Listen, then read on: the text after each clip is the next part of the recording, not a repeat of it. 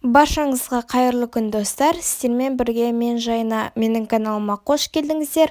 Бүгін достар біз осындай өте дәмді әрі керемет болып шығатын американский панкейк дайындайтын боламыз. Барлық құрамдар осы видеоның астында описанияда болады.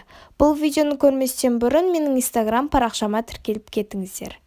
Ең алдымен біз ыдысымызға жұмыртқамызды жарып аламыз. Оны жақсылап венчикпен араластырамыз. Оның үстіне біздің қантымызды саламыз.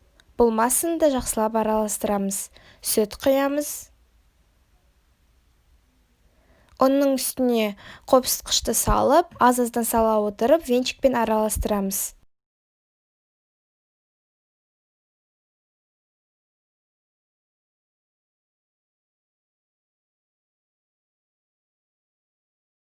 Жақсылап араластырып болған соң, еріген сары май саламыз.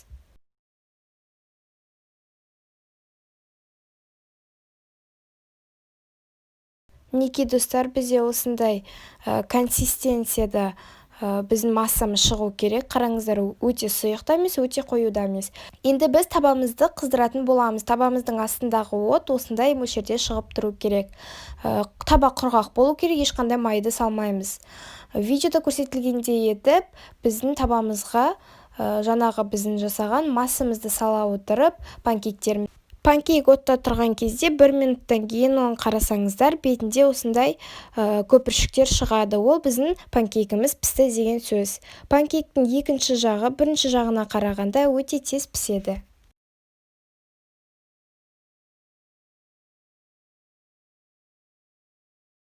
Мінекей достар, менде осындай өте әдемі панкейктер дайын болды. Енді мен оны сгущенканың көмегімен әсемдейтін боламын. Сіздер өздеріңіз қалаған сұйықтықпен әсемдесеңіздер болады. 5 минутта дайындалатын панкейктеріміз дайын болды.